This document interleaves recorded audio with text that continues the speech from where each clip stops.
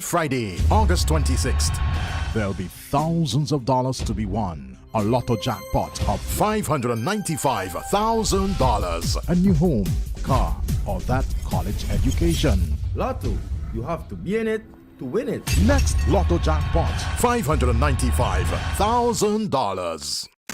More jackpot money, more reasons to play this game. More money for way. Super 6 a bigger jackpot game. $260,000. That's the Super 6 jackpot. From midday, Friday, August 26th. It's $260,000. More jackpot money, more reasons to play this game. More money for way. Super 6 a bigger jackpot game. If you are working with the road cleaning program or receiving temporary financial assistance under the Volcanic Eruption Emergency Project, here's how you can withdraw money from the ATM using your bank card. Insert your card into the machine. Enter your PIN. On the home screen, select Withdraw. Then select Check-in Balance. Enter the amount you would like to withdraw. It must be a whole dollar amount and multiples of 20. For example, 20, 40, 60, etc. Ensure you enter the right amount, then select Correct. If you would like a receipt for the transaction, click Yes. Take your card, cash, and your receipt. This message was brought to you by the Ministry of Finance, Economic Planning and Information Technology and the World Bank.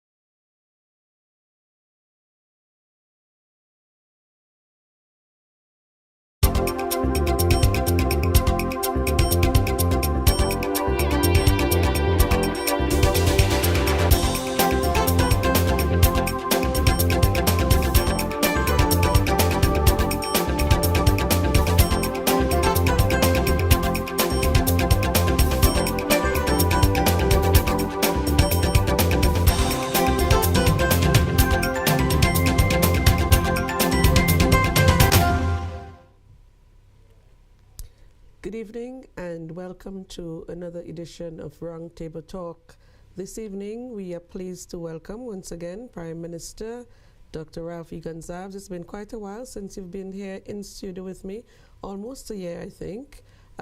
August, I think, last year, just after you had returned from Barbados, that we actually sat in the studio. Of course, we'd had conversations while I was out of the country via Skype and Zoom and so on. But so pleased to have you back in studio. And good to see you. Great, thank you. So much to talk about. So much is happening. It's the first time I don't know what I'm going to ask you to start the ball rolling, but I'm going to give it a try. Anyway, it's still your birthday month. Yeah, you were out for your birthday. You spent it in Taiwan this time around. And you turned 76, which means that you have been at the helm of this country for at least 20, going on to 21 years. Well, just over 21. Just over 21. Yes, 21 years plus. Do you plan on slowing down anytime soon? Well, I'm very grateful that God has given me the strength in the body and the mind to continue to do the work that the people have asked me to do. The fact that I was in Taiwan on my birthday is purely coincidental. Okay. Because it's a time which was convenient for my Taiwanese hosts and for me. So. But as always, they're fantastic hosts. So Okay. I quite enjoyed my time with them, the president and the foreign minister and the premier and other state officials. And it was a very productive visit, and we are following up on many important agreements that we had, things which would redound materially to the benefit of St. Vincent and the Grenadines. in education, in health, in matters concerning fishing and roads and physical infrastructure, one kind or another. So it was a very important visit from a practical standpoint, but more than the practical issues. It was a time when, as you know, it was necessary and desirable to show solidarity with our friends from Taiwan in light of the threats and aggression meted out to the Taiwanese by members of the same Chinese civilization, but in a different political expression called the People's Republic of China. We, of course, are always interested in peace across the Taiwan Straits, and we are hoping that whatever the disputes are arising from the 1949 divide, that they settle them peacefully. Of course, the Chinese civilization is an old civilization, 6,000 years plus, so that the conflicts from 1949, 70 odd years, it's a moment really in the history of their civilization. In fact, even if these differences continue for another 500 years, it would still be a relatively small period within the history of their civilization. And they have a different sense of time than we do in the Western Hemisphere, or in quote-unquote Western civilization. And what we want is just to have peace. They can have their differences, but even while they have their differences, they're doing their trade and investments. So it's a complicated issue. It's in a sense a family issue between people of the same civilization. So I'm always very circumspect in interfering in that family dispute. Of course, it has immense political ramifications globally. But we have to make sure that there's peace and calm, tranquility across the Taiwan Straits, because if you don't have, it's going to affect the entire world, and given the fact that other countries are involved, like the United States of America and Western Europe and Japan and South Korea and the Philippines, that it is quite possible that you can open the door to a wider conflagration, leading perhaps even to nuclear Armageddon. So it's important that we all talk peace. Were you at all at any time concerned for your own safety? No. While At no time. The Taiwanese themselves were very calm and stoic, very resilient, and if there was any threat of any kind to my own personal safety and that of my delegation, they would not have allowed us to go to Taiwan. The fact that they didn't express any misgivings, we had none. Certainly I had none.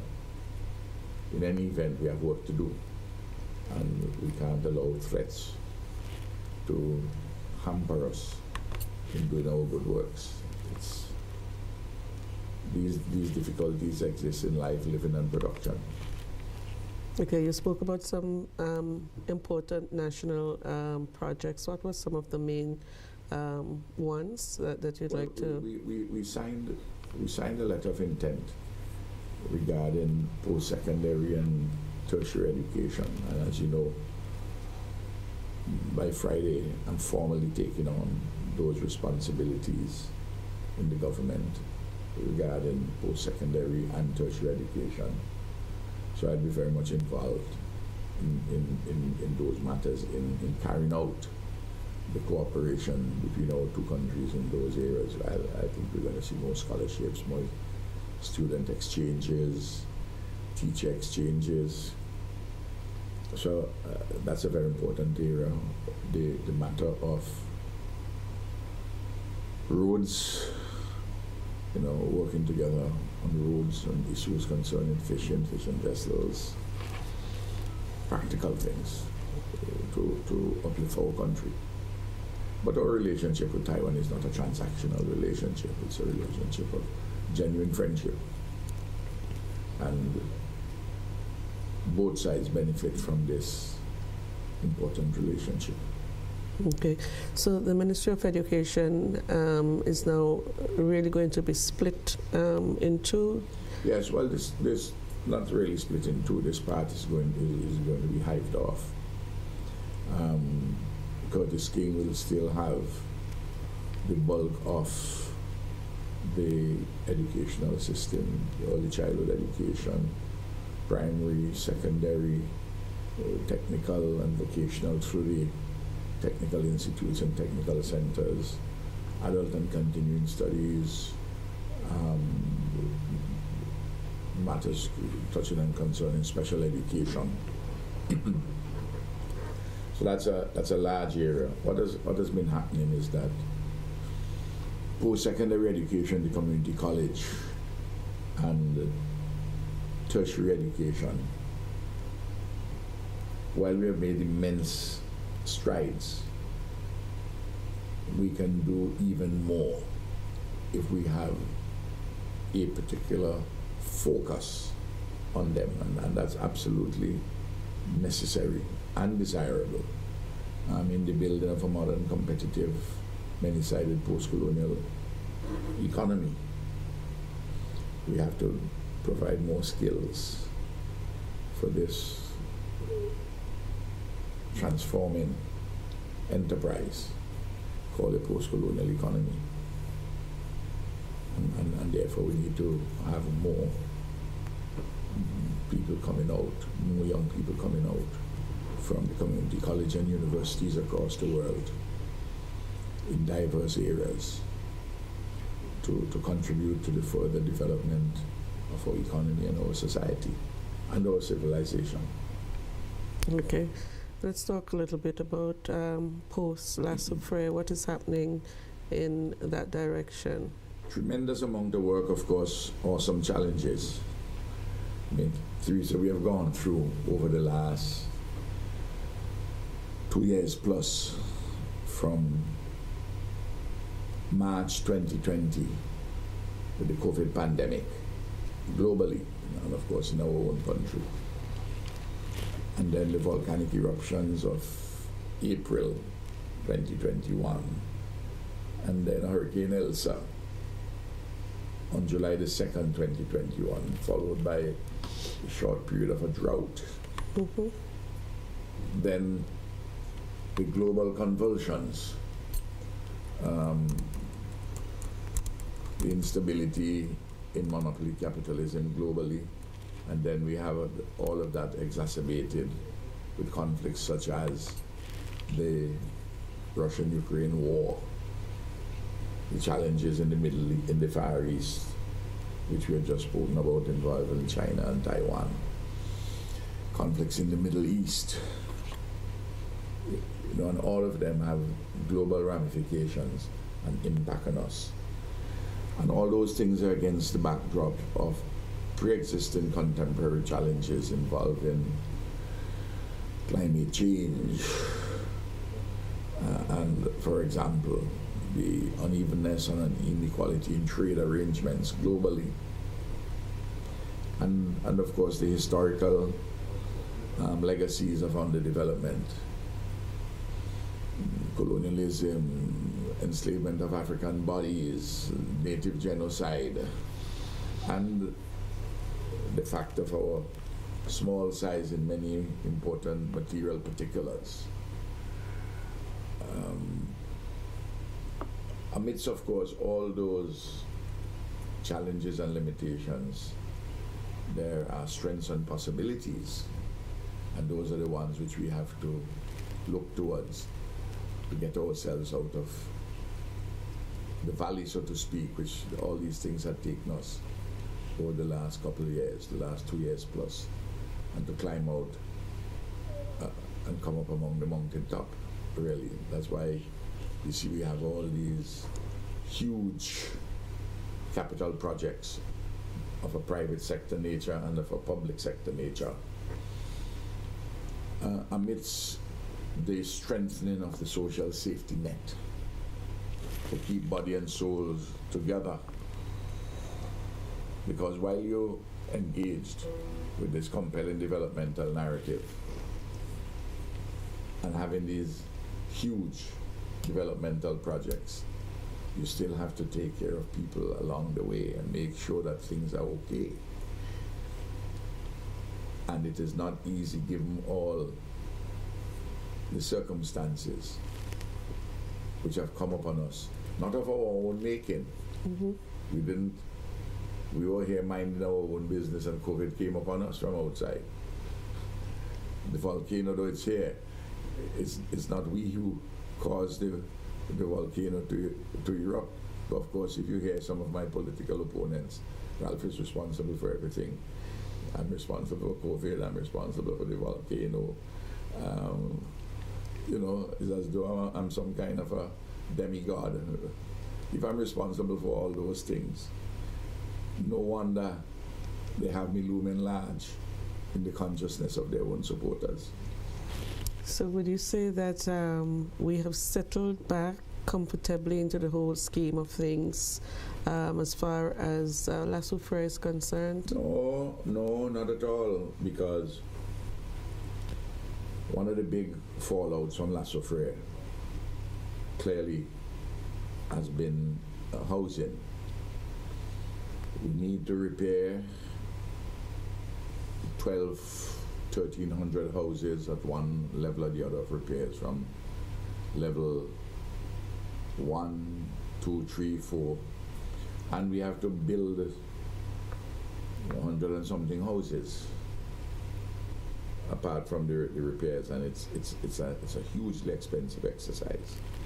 But we have done the repairs on 600 plus 700 houses. We are handing over next week 27 houses.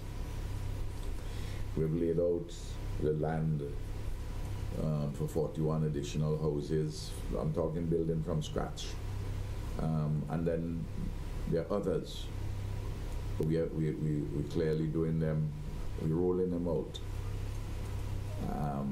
as they're being built physically.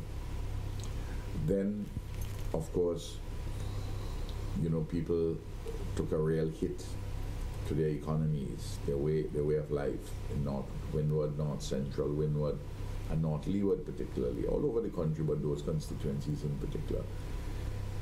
That's why we had to strengthen the social safety net there from our own resources, and of course, we borrowed $13+ million to do the backyard, where we put between $300 and $600 for up to 4,000 individuals from 4,000 families, and then an additional 1,400 persons were affected by COVID in the Grenadines and in the yellow zone and the green zone. We're talking about 5,400 families. It's a big number. That's 20-something thousand people in those 5,400 families. And of course, we had to do about close to $900,000 to pay for our root farmers. All the supports we have given to the farmers and fisher folk.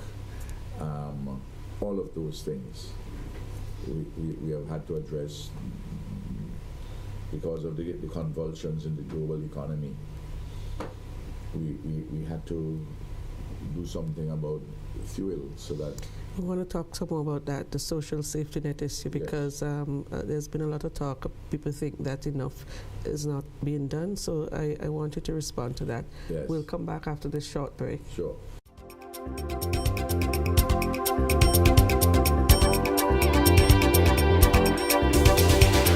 You are working with the road cleaning program or receiving temporary financial assistance under the Volcanic Eruption Emergency Project. Here's how you can withdraw money from the ATM using your bank card. Insert your card into the machine. Enter your PIN. On the home screen, select withdraw. Then select check-in balance. Enter the amount you would like to withdraw. It must be a whole dollar amount and multiples of 20. For example, 20, 40, 60, etc.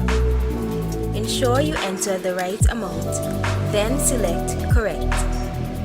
If you would like a receipt for the transaction, click yes. Take your card, cash, and your receipt. This message was brought to you by the Ministry of Finance, Economic Planning and Information Technology, and the World Bank.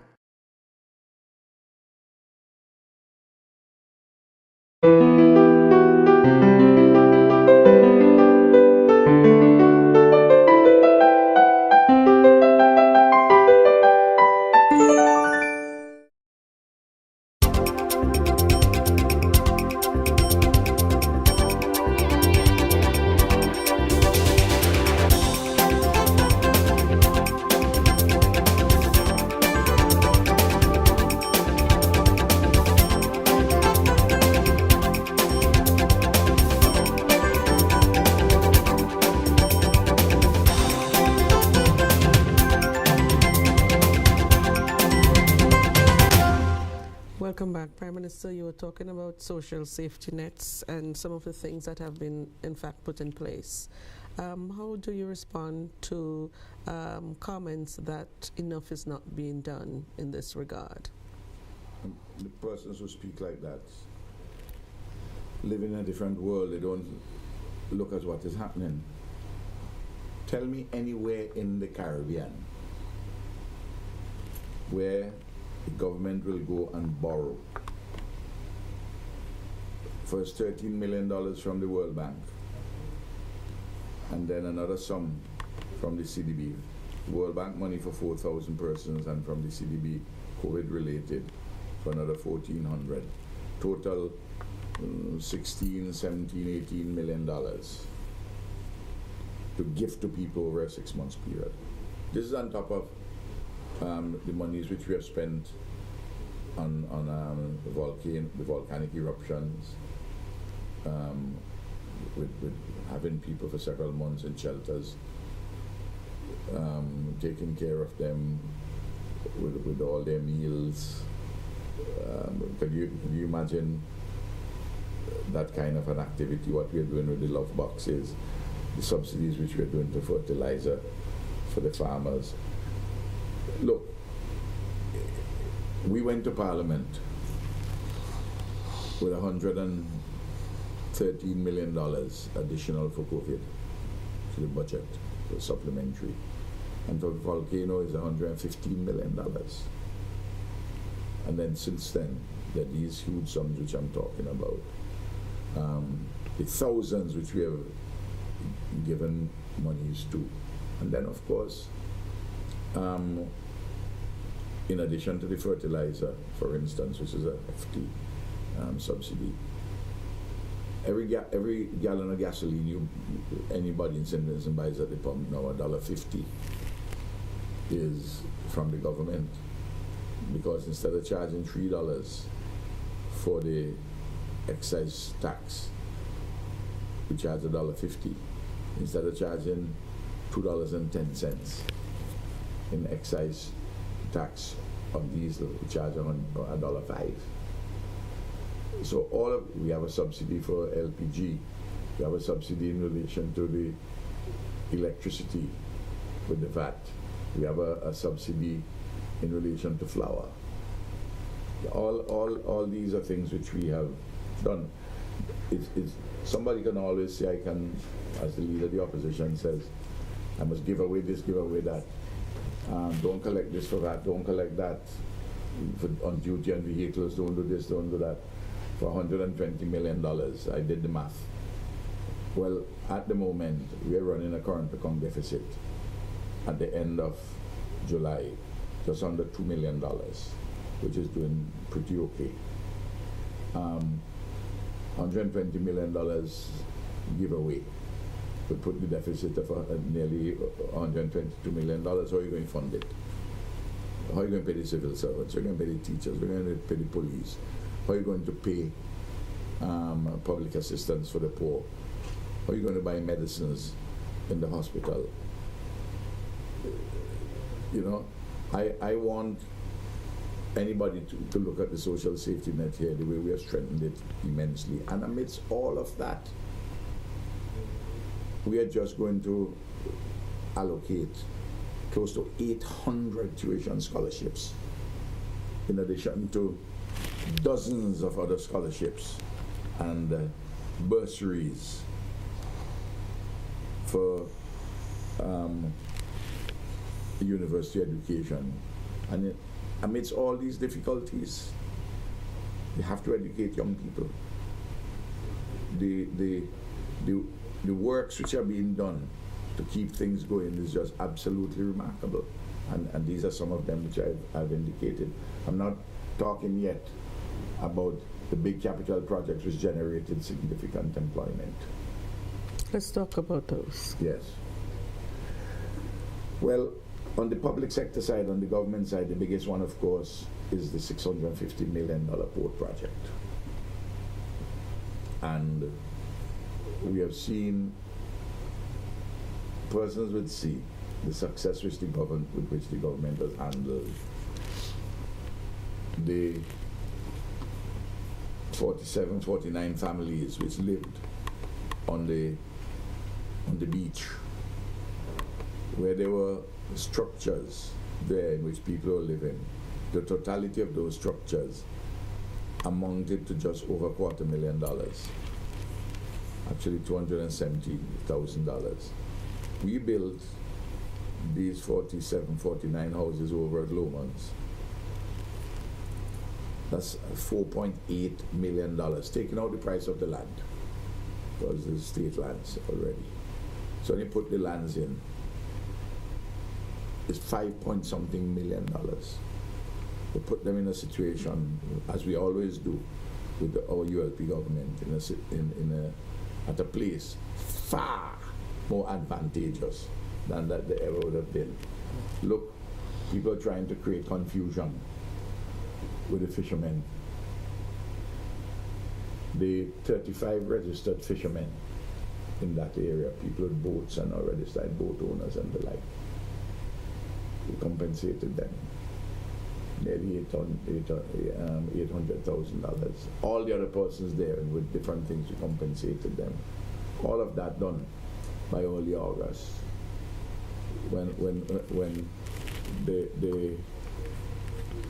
opportunists and confusionists were trying to create mayhem, we just calmly sat about and do our work.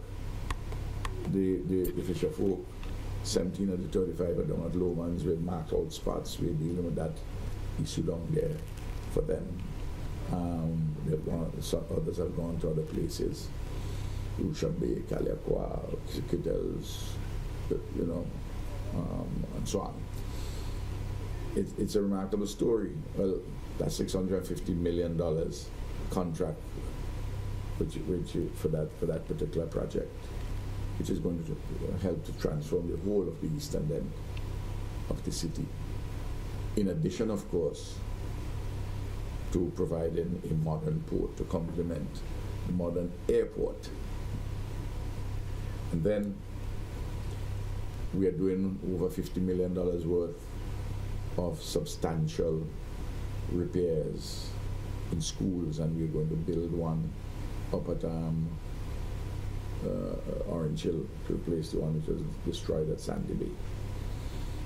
And people tend to forget that we built temporary schools out at Sandy Bay, at Black Point, Sandy Bay, and 2 dealing with the grammar school and the high school out at Arnesville. Those together and what we do in Beckway, we're talking about $10 million. That's temporary facilities, you know. Just bear that in mind. That's not part of the $50 million project, you know. With schools like, we are going to tomorrow to look at what's happening at the grammar school and high school and down in the 2 schools down in Barley. But we postponed the visit because we're going to have heavy rainfall tomorrow, according to the Met Office. By the way, we just had a weather system which brought On the 2.5 weekend. inches of rainfall. The ground is saturated. Tomorrow into Friday, we're going to have another 2.5, 3 inches of rainfall. You're going to have a lot of landslides if the prediction takes place. That's additional challenges for us. You can bet your bottom dollar that is millions of dollars of damage and loss is going to be created. That this is the nature of the evolving climate change context. Then you pass Diamond, you see the work being done on the 92 room, 54 million EC dollars, Holiday Inn Express. You go down to Peter's Hope, you see workers on the project where they're finishing the first 50 rooms and 10 villas before they started the 200-room block on the Black Sands project, which has restarted after COVID and the volcanic eruption. You come up to Buchanan, that's a $550 million project. And So this project is actually being going on right now. You have at the moment 100 and something Vincentian workers down there, and close to 100 overseas workers. But in the next 3-4 weeks, you're going to have 400-500 Vincentian workers, and the number going to climb to about 800. Sandal's going to be open. Their target date is December next year, where 1,200-1,300 Vincentians are going to be employed. And all the knock-on, spin-on effects with farmers and fishermen and the like. It's a big private sector development.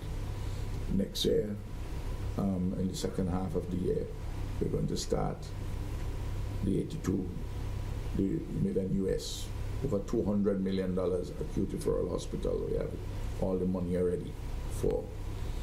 Kamali did a fantastic job in finalizing the money situation with the World Bank in that regard, and with OFID, the OPEC Fund for International Development.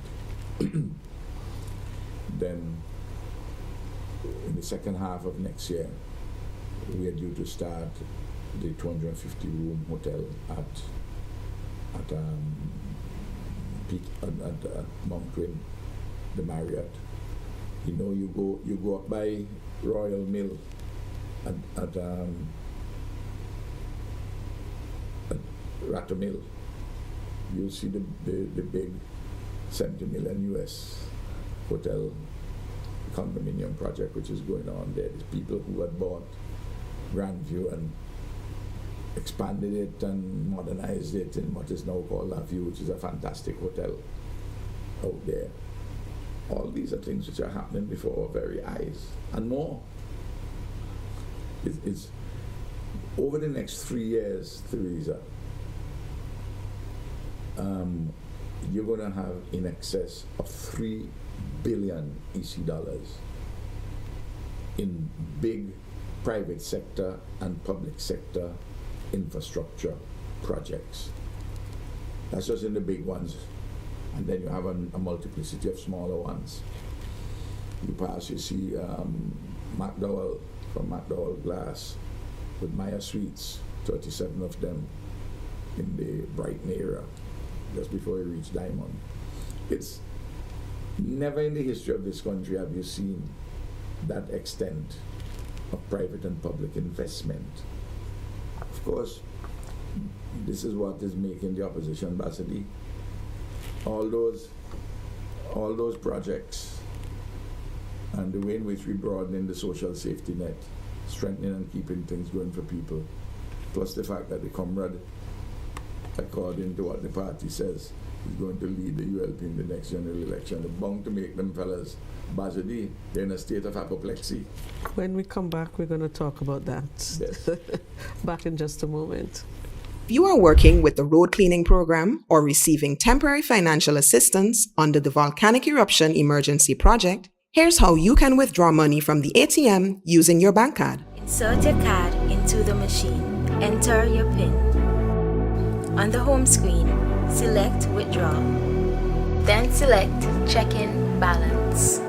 Enter the amount you would like to withdraw. It must be a whole dollar amount and multiples of 20. For example, 20, 40, 60, etc. Ensure you enter the right amount, then select Correct. If you would like a receipt for the transaction, click Yes. Take your card, cash, and your receipt. This message was brought to you by the Ministry of Finance, Economic Planning and Information Technology and the World Bank. Friday, August 26th, there'll be thousands of dollars to be won. A lotto jackpot of $595,000. A new home, car, or that college education. Lotto, you have to be in it to win it. Next lotto jackpot, $595,000. More jackpot money, more reasons to play this game. More money for way. Super 6 a bigger jackpot game. $260,000. That's the Super 6 jackpot. From midday, Friday, August 26th. It's $260,000. More jackpot money, more reasons to play this game. More money for way. Super 6 a bigger jackpot game.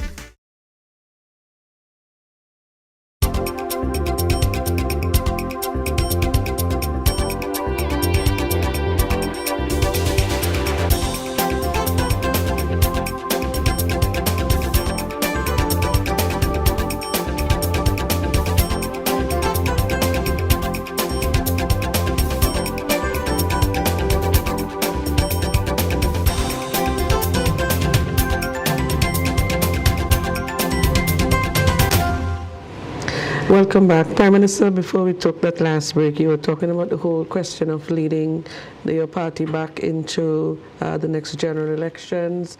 I remember when I started the program, I asked you if you intended to slow down at all. Let's talk a little bit about the whole leadership issue. Yeah.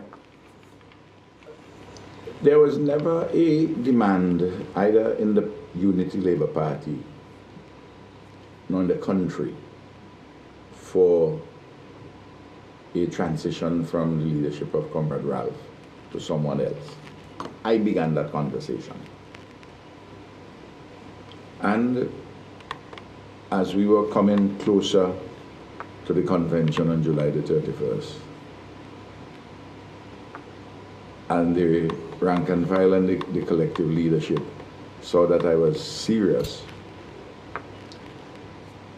they looked at the issue and they came to me and they said, the leadership representing the rank and file said, listen, we don't want you to go. We want you to stay, and we want you to continue to lead us. Well, I am a party man, and from the moment I was so informed. And I said, fine, okay, I'll continue to do the work. And I began, given the importance of this political project up to 2025, I began to eat better, exercise, making sure that I would be in tip-top shape. As you're fit and ready. Fit and ready and on an ongoing basis, and I'm feeling good. As people who see me on a daily basis, and they see that Ralph is fit, and I'm fine in the mind and in the body, and I'm getting better. So we have in the compelling developmental narrative being implemented. We have the social safety net issues and the politics. I'm taking care of that. We're going to be unbeatable by 2025. That is why the opposition and the hangers-on, as I say, in a state of apoplexy. In fact, the way some of them behaving, you think it's an army of mad people in their responses. Completely irrational about all sorts of things. But you can understand, if you have all these developmental projects going, we handled COVID quite well. We handled the volcanic eruption quite well. We handling the social safety net well. The development projects, they're going well. The leadership is clear and united, and you're moving forward. That's quite a powerful combination, even amidst all the convulsions and challenges which come to us from outside. What would you say is the biggest challenge or biggest challenges facing this country at present? Clearly, the issue of completing the transformation of having the paradigm shift from a colonial type economy, which is in a vortex of underdevelopment, to a post-colonial one which have a self-sustaining trajectory for development. And from that, you will have improved material levels of living, including increased employment, and a material base to sustain better health, education, life and living. So I can tell you that I could have said to you, well, creating jobs, reducing poverty, but that will be the snapshot. It is this very profound transformation which is taking place before our very eyes, from an old type economy to a modern, competitive, many-sided post-colonial economy, which is at once national, regional, and global. And all of those words, they're pregnant with real meaning, to provide optimal deliverable outcomes in relation to jobs, raising living standards, reduce poverty, better social services, more modern society with telecommunications and the like, dealing with climate change, matters of electricity, water, all of these basic foundation stones for modern life, living, and production. Those are the bundles of challenges, and they're wrapped up together. Would you say that crime is also a challenging situation? Clearly. What you have is amazing as people's living standards, amidst people's living standards improving, you have a section of the society, a very small section of the society, which is lacking restraint and having a tendency towards criminality and physical violence. And that's a matter for all of us, citizen security. It's a question of socialization, particularly of young males, because most of the crimes by far are committed by young males. The question of their socialization, you find that most of the young males who are committing the crime, they don't have high levels of education and training. Many of them drop out.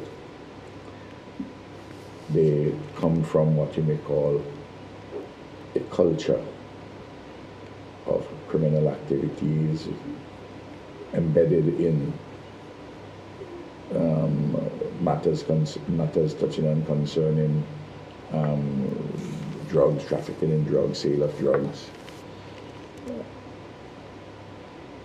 And that problem is a problem for all of us, the parents, families, schools, the church, the community organizations, the state, including the police and the law courts, the churches, all of them. We all have to work towards making better citizens and ensuring that there's greater restraint when individuals want to go outside of the law. Okay. Would there be any attempts to come up with a national strategy to address? Well, there is.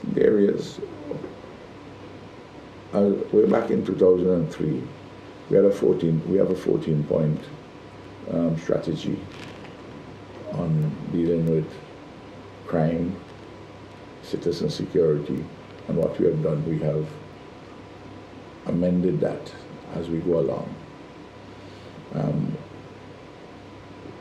Clearly, you have a socioeconomic context. But in addition to that, you have to do the proper policing. The size of the police is increased by more than twice what it was in 2001. Better salaries, better training, better equipment. We have done a lot of reform in the criminal law in relation to firearms. We have changed the law in many respects concerning criminal procedure and evidence to make it more difficult for persons accused of crimes to get away on technicalities. We've built a good national prosecution service that's strengthening all the time. So all of these reforms have taken place. Our interaction with the regional security system and other agencies dealing with crime and security in CARICOM, with the US and Britain, France, and so forth. Intelligence services and the like. All of these things have improved by leaps and bounds. Still, we have antisocial elements, and which these elements have a tendency towards criminality and violence. And that is what I say, you have all these various levels of organizations having to work together. A parent can't say they're not paying attention to the upbringing of their child. And then when the child is 14 and uncontrollable, you say, my problem is Ralph's problem. Well, it's all of our problem. So, and you know, the mistake what people would make is to tell you that because of crimes is poverty. Well, how is it that as people's living standards are rising, you're having an increase in some of these criminality, these acts of criminality? And how do you explain that in the 1930s, when things were really difficult and great poverty, that you didn't have the extent of criminal activity, certainly not as many homicides? And you have the issues, modern telecommunications, and people seeing all kind of criminal activities on YouTube and on the modern media. And there's a certain amount of copycats activity. So it's a complicated issue. Okay, we'll take a final break. When we come back, we'll talk a little bit about reparations. We'll also talk about regional transportation, which is one of my pet subjects, and an update on Minister Francis. We'll be back in just a moment.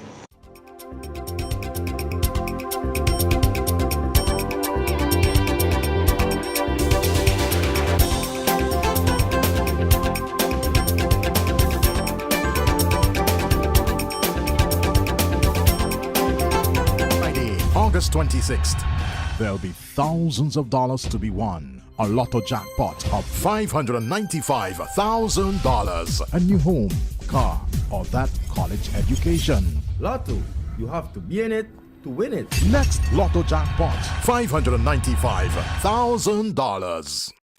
more jackpot money, more reasons to play this game. More money for way, Super 6 a bigger jackpot game. $260,000. That's the Super 6 jackpot from midday Friday, August 26th. It's More $260,000. jackpot money, more reasons to play this game. More money for way, Super 6 a bigger jackpot game. If you are working with the road cleaning program or receiving temporary financial assistance under the Volcanic Eruption Emergency Project, here's how you can withdraw money from the ATM using your bank card. Insert your card into the machine. Enter your PIN. On the home screen, select Withdraw. Then select Check-in Balance. Enter the amount you would like to withdraw. It must be a whole dollar amount and multiples of 20. For example, 20, 40, 60, etc. Ensure you enter the right amount, then select Correct. If you would like a receipt for the transaction, click Yes. Take your card, cash, and your receipt. This message was brought to you by the Ministry of Finance, Economic Planning and Information Technology and the World Bank.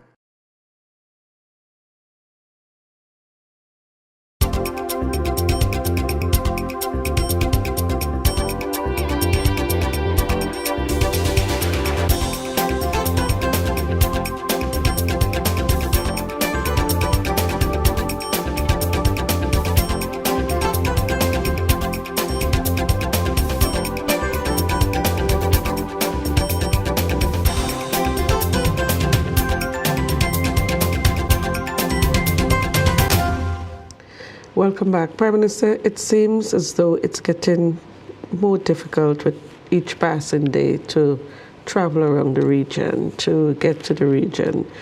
How serious are regional governments in really solving this issue? Well, I think it's Teresa.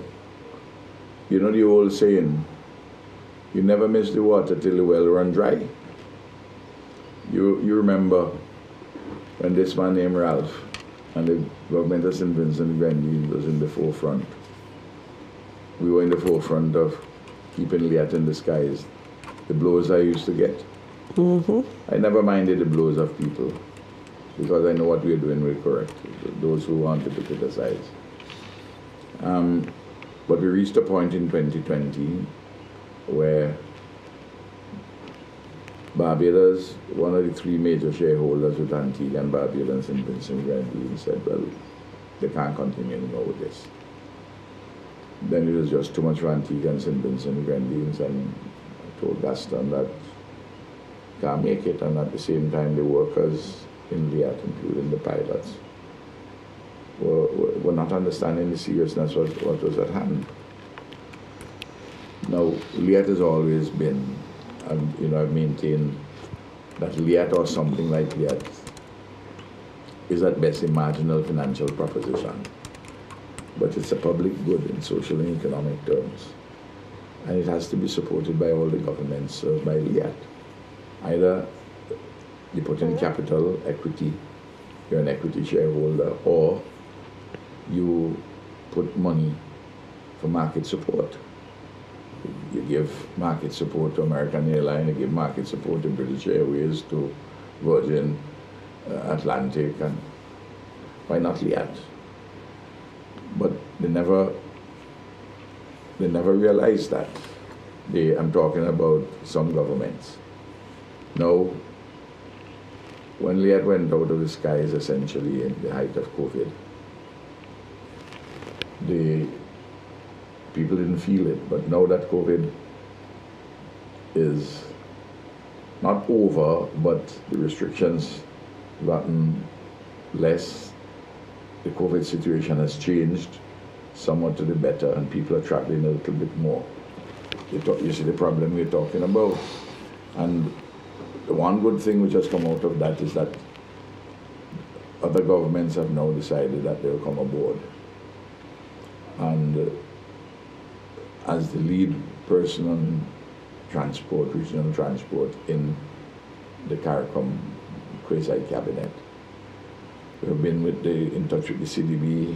We had the relevant meetings, and the consultancy has come up for us to look for an immediate short-term solution from the existing assets which are in the region, move into a longer-term solution with a new kind of LIAT. Of course, it's going to cost a lot of money to bring it back.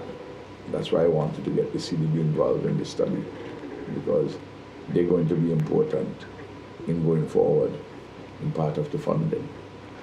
Of course, governments would have to take loans, but we have to get LIAT or something like LIAT back in the skies, and that's what we are working on. The 5 of the 6 OECS governments have already said yes, they're very much aboard. You know, before the old St. Lucia government said no. Dominica was aboard, other governments were lukewarm. We don't know what St. Kitts, but I suspect St. Kitts would come aboard with the new government. And then Barbados says yes, they're aboard. They're not going to play as dominant a role as hitherto. They've indicated that. So I am pretty confident that we're going to see an airline of a LIAT type come in with substantial state ownership, maybe almost exclusively state ownership. Remember those persons were saying, oh, the private sector will fill the gap. Where are they? Where are all these persons with all their mouth, including these so-called private sector whiz? Who said, oh, we know how to raise money to do this, that. I mean, not zero, zilch. So we have to go back. To the drawing board? Yes. So what time frame are we looking at? Well, we are hoping to get the report from the consultancy within initially a 6-8 week period, and then 3 months. You know, an earlier draft report, and then for the longer term. And then we see how we put together the package arising from this consultancy, but we have to have a plan. Okay, you mentioned a while ago that the COVID situation has changed. I noticed that at the end of the month, once you come into St. Vincent, you won't require quarantining if you come with a negative PCR test. If you come with a negative antigen or a negative PCR, taken so many hours before, and that is going to happen. That is coming. That is in place. In fact, from now really, as of today, we took decision to the cabinet upon the advice of the acting chief medical officer, Roger Duncan. Okay. The chief medical officer is on holiday, but I suspect that Roger was in touch with the substantive CMO. Okay, and I see in relation to that there are people who are saying, well, if this is happening, why not just have the teachers get back their jobs? So I don't know what's the relation. Well, the teachers, you say, yes, they get back their job, but do the test once a week. You come in doing a test. A PCR is a test, an antigen test. What they're asking for, what the regime is come apply for your job, for your employment, with a test once every week. What is so difficult about that? What is so difficult about that, Teresa? And you can still continue your case if you want. I just don't understand the logic of those who want to stay away. I'm told that a lot of the teachers who didn't take their jobs, who didn't take the vaccine, and therefore abandoned their job, didn't meet the requirement of the law, that there are a lot of them doing private tutoring and making as much or more money. Less hassle, they say. That's what I'm told. Not today. A person told me, a teacher said that she's not interested in getting back her job. You know, she could get compensation she could get her salary for the months. In the meanwhile, she's making money by tutoring people privately, some of them online. So there's the opportunity. So but in all this, the government has to follow the advice of the Chief Medical Officer and the Health Services Subcommittee of NEMO. We have to do that. People tend to forget that between September 2001 and January 2002, 94 people died, The hospital was overflowing with patients, COVID patients. They had to send people out who had other ailments to accommodate the serious COVID patients. We had to spend millions of dollars on an isolation facility at Argyle. Thankfully now, we only have 4 hospitalizations, and it's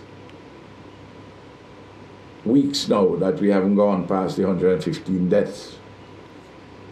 But 94 of those 115 was between September 2001 and January 2002. The period in which the requirement for the vaccine came into being for the frontline workers. People could try and rewrite history now. I have a responsibility to protect the population, including and especially the school children and students. And that is still a serious responsibility. How could you be against taking a test? Huh? I don't understand it. And you can come back and get your job. And you can still carry on your case if you want. You say you want to prove that Ralph was wrong. Well, go ahead. The courts are there. It's an independent court system. I don't control it. Of course, some teachers have, I'm told, close to 60 teachers. Some have taken the vaccine actually, and others who have taken the vaccine and come back aboard, and some who have applied to return and will take the test. And they have been appointed at the point in the scale where they were when they left, on the establishment list. And the existing law makes allowance for you to add their previous service with now what is going to be their service going forward. They're not going to lose any of the retirement benefits. I just don't understand how the teachers' union leadership could be so silly about this. And they're getting some bad advice. I wonder if they're getting political advice dressed up as legal advice. I don't know. We're running out of time. We wanted to look a little bit at the whole question of reparations, but I guess that would have to be quickly. We continue to push for reparations for native genocide and enslavement of African bodies. Continue to push. And we're going to revamp the local reparations committee. And we're going to intensify our work within CARICOM to carry the struggle further. Great. And before you go, tell us a little bit of what's happening with Senator Francis. How is he doing, and how are his responsibilities being? I have his portfolio responsibilities. Okay. Until today, at Cabinet, I dealt with some matters touching and concerning his responsibilities. And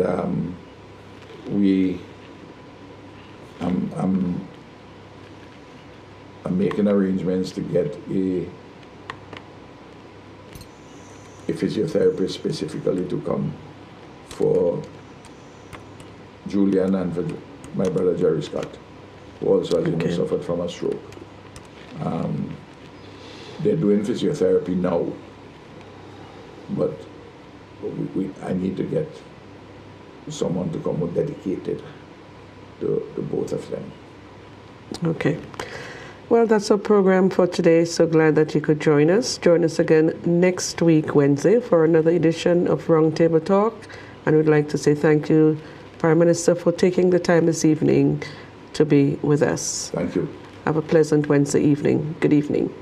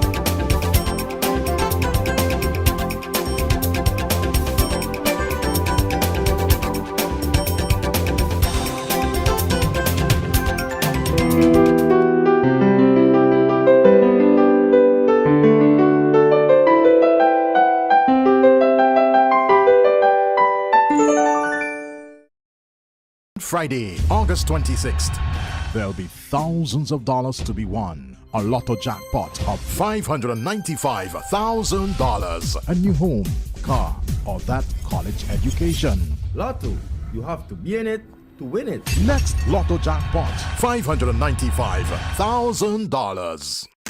More jackpot money, more reasons to play this game. More money for way. Super 6 a bigger jackpot game. $260,000. That's the Super 6 jackpot. From midday, Friday, August 26th. It's $260,000. More jackpot money, more reasons to play this game. More money.